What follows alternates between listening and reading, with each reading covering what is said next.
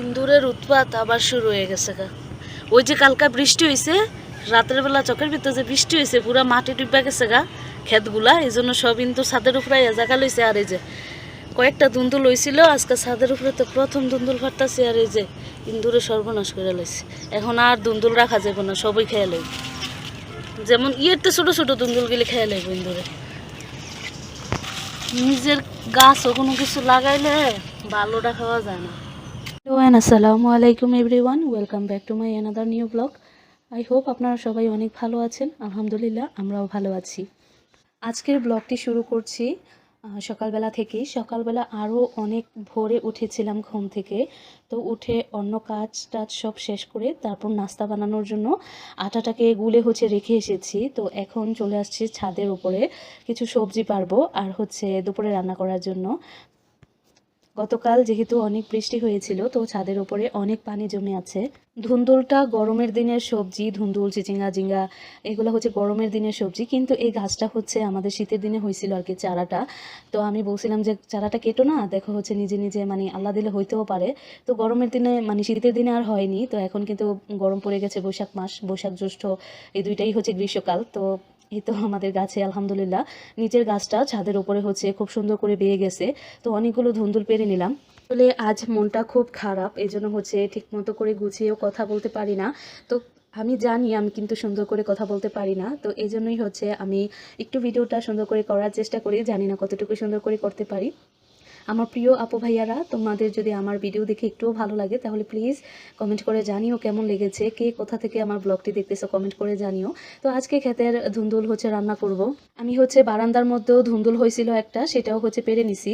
আর এই তো আমি আটার গোলা করে রেখে গেছিলাম নাস্তা বানানো, এত সকালে নাস্তাটা খেতে ভালো লাগে না। ফজরের নামাজটা পড়ে একটু হাঁটাহাঁটি করে তারপর আটাটা গুলিয়ে রাখছিলাম। তো এখন আমি রুটিগুলো বেলে ছেঁকে নিতেছি। আর রুটিটা না আমি একদমই খেতে পারি না। এই তো ওরা সবাই বালুসা মিষ্টি দিয়ে রুটি খেয়েছিল, আর আমি যেহেতু মিষ্টি খেতে পারি না, তো একটা ঝটপট ডিম পোস্ট করে নিলাম, আর শেষমেশ একটা পরোটা বানিয়ে নিলাম। তো রুটিটাই একটু তেল দিয়ে সেঁকে নিয়েছি, আর 3 চৌকা 4 চৌকা পরোটা আর বানাইনি, খুবই সিম্পলের মধ্যে আর কি।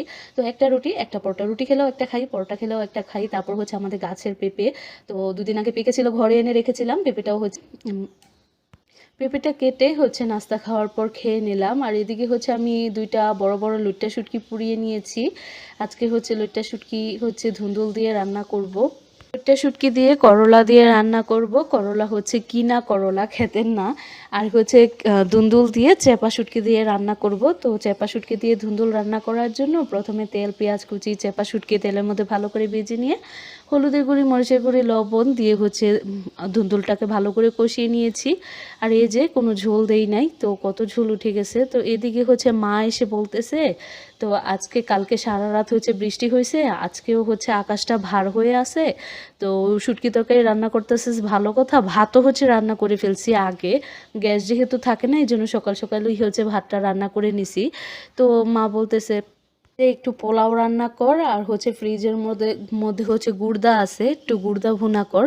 তো গুড়দাটা আনা হয়েছিল আরও 15 দিনের মতন আগে আনা হয়েছিল, কিন্তু রান্না করিনি, রেখে দিছি। কলিজা, গুড়দা এগুলো কিন্তু বেশি দিন রেখে খেলে ভালো লাগে না, একটু তরতাজা খেতে পারলেই ভালো। তো এখানে হাফ কেজির মতো গুড়দা ছিল, তো আমি গুড়দাগুলোকে ছোট ছোট পিস করে কেটে নিয়েছি। তারপর খুব সুন্দর করে ভালো করে কয়েকবার ধুয়ে নিয়েছি। আর এখন গুড়দাটা বসাবো। তো গুড়দাটা বসানোর জন্য কড়াইয়ের মধ্যে সয়াবিন তেল, তেজপাতা, এলাচ, দারুচিনি এগুলো দিয়ে ভালো করে ভেজে নিতেছি। আর সবসময় মাংস রান্না করলে চেষ্টা করি তেলটা, গরম মশলাটা তেলের মধ্যে ভেজে নিতে, তাহলে পুরো খাবারটার মধ্যে স্মেলটা খুব সুন্দরভাবে ছড়িয়ে যায়। তো এখানে আমি 4টা বড় সাইজের পেঁয়াজ কুচি করে নিয়েছিলাম, এইগুলো ভালো করে ভেজে নিয়েছি। এখন পরিমাণ মতো আদা আর রসুনের পেস্ট আমি একসাথে বেটে রাখছি।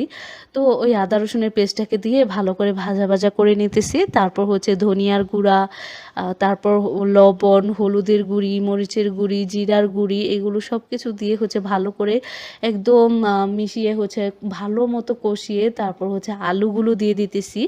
গুড়দা আজকে আলু পেঁয়াজ দিয়ে শুকনা শুকনা করে একটু ভুনা করব, যাতে খেতে ভালো লাগে। আর কালারটা এত সুন্দর আসছিল, কিন্তু ভিডিওতে ঠিক ভালো বোঝা যাচ্ছিল না, বাস্তবে কিন্তু কালারটা আরও অনেক বেশি সুন্দর ছিল। তো সামনেই তো কুরবানির ঈদ, গুড়দা রান্না করার রেসিপিটা আমার যারা নতুন আপুরা আছে যাদের হচ্ছে নতুন বিয়ে হয়েছে ওইরকম হচ্ছে রান্নাবান্না জানে না, কিন্তু আমার ব্লগ দেখে তারা কিন্তু আজকে গুড়দার রেসিপিটা জেনে গেলে।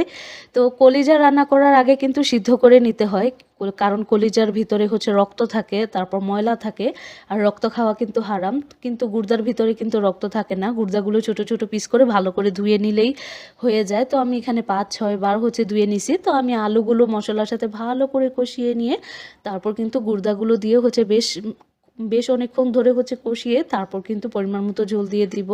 আর আমার প্রিয় ভিউয়ার্স আপু ভাইয়ারা যারা এখনও পর্যন্ত আমার ব্লগটি দেখতেছেন, প্লিজ একটি লাইক দিয়ে পুরো ভিডিওটি কন্টিনিউ করবেন আর সুন্দর একটি কমেন্ট করে জানাবেন আজকের ব্লগটি কেমন লেগেছে। আর যারা আমার চ্যানেলটি ইতিমধ্যে সাবস্ক্রাইব করেছেন তাদেরকে অনেক অনেক ধন্যবাদ, আর যারা এখনও সাবস্ক্রাইব করেননি প্লিজ চ্যানেলটি সাবস্ক্রাইব করে দিবেন। তো এই তো রান্না শেষ হয়ে গিয়েছে, তো এখন উপর দিয়ে ভাজা জিরার গুঁড়ো ছড়িয়ে দিলাম। তো এখানে আমি হচ্ছে পোলাও রান্না করব, তো আমি খুব সিম্পলভাবেই রান্না করি। তো তেল আর ঘি হচ্ছে মিক্স করে দিয়ে দিলাম। তো এই তো একদম মিহি কুচি করা পেঁয়াজ দিয়ে দিছি। আর দেশি পেঁয়াজ যেহেতু খাই, ইন্ডিয়ানটা খাই না, তো দেশি পেঁয়াজের ঝাঁজ কিন্তু বেশি থাকে, অল্প দিলেই হচ্ছে একটা সুঘ্রাণ চলে আসে। তো পোলাও চালটা ধুয়ে হচ্ছে পানিটা ঝরায় রাখছিলাম। তো আস্তে আস্তে হচ্ছে আমি পেঁয়াজের বেরেস্তাটা ভালো করে নিয়েছি। তারপর এখানে হচ্ছে 1 কেজি পোলাওয়ের চাল ভালো করে ভেজে নিতেছি গরম মশলার সাথে। তো এই তো ভালো করে পোলাও চালটা ভেজে নিয়ে তো আমি হচ্ছে পরিমাণ মতো পানি দিয়ে দিছি। আর পানি দেওয়ার পর কিন্তু এই তো 2 চা চামচ ওচা ওচা করে লবণ দিয়ে দিলাম। তো 1 কেজি চালের জন্য এতটুকুই লবণই যথেষ্ট ছিল। তো আমি পোলাও রান্না করলে বেশিরভাগ দেখা যায় যে একবারেই লবণটা দিয়ে দিই, কিন্তু বিরিয়ানিটা রান্না করলে আমি একটু কনফিউজড হয়ে যাই।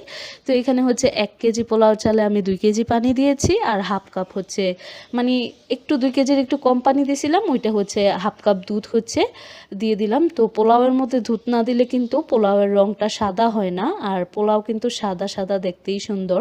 তো আমি কাঁচামরিচ দিয়েছিলাম, তারপর দুধ দেওয়ার পর হচ্ছে দিয়ে দিছি ওই যে কী বলে এটাকে, কেওড়া জল, 2 চা চামচ কেওড়া জল দিয়ে দিছি। তো কেওড়া জলটা দিয়ে হচ্ছে 10 মিনিট একদম লো হিটে দমে রেখেছিলাম। তো এই তো দুপুরবেলা এখন হচ্ছে পোলাও দিয়ে গুর্দা ভুনা দিয়ে হচ্ছে ভাত খাবো, মানে পোলাও খাবো আর কি। তো আজকের রান্নাবান্না ব্লগটা কেমন লাগলো সবাই কিন্তু কমেন্ট করে জানাবেন। আমরা যেহেতু গ্রামে থাকি তো এই জন্য গ্রামের ভিডিওই কিন্তু আপনাদের সাথে শেয়ার করি।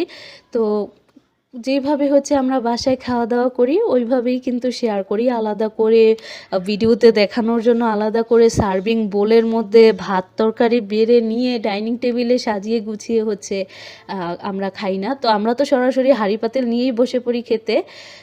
আর আমার মতো বেরেস্তা কার কার পছন্দ? আমি তো বেরেস্তা ভাজি করলে অর্ধেক হচ্ছে বেরেস্তা উঠায় রাখছিলাম পোলাও রান্না করি যখন, তখন আর কি উপর দিয়ে ছিটিয়ে খাওয়ার জন্য।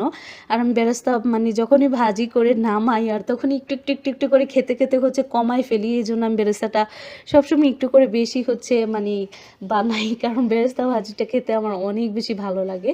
তো আমি কিন্তু পোলাও অত একটা খেতে পারি না, আমার কাছে সাদা ভাতই খেতে ভালো লাগে।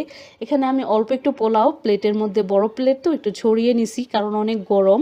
রান্না শেষ করতে করতে কিন্তু অনেক সময় লেগে গিয়েছিল, কারণ সাদা ভাত তারপর ওই যে 2টা শুটকি তরকারি রান্না করছি, ওইগুলো রান্না করে তারপর গুর্দা আর হচ্ছে পোলাও রান্না করলাম, এই জন্য অনেকটা দেরি হয়ে গিয়েছিল। তো গোসল করে নামাজটা পড়ে হচ্ছে ফ্যানটা ছেড়ে দিয়ে তো এখন খাচ্ছি। খুব গরম, এই জন্য ভালো করে দেখাতেও পারছিলাম না। তো সবাই ভালো থাকবেন, সুস্থ থাকবেন। আজকের ব্লগটি ছিল এই পর্যন্তই। আল্লাহ হাফেজ।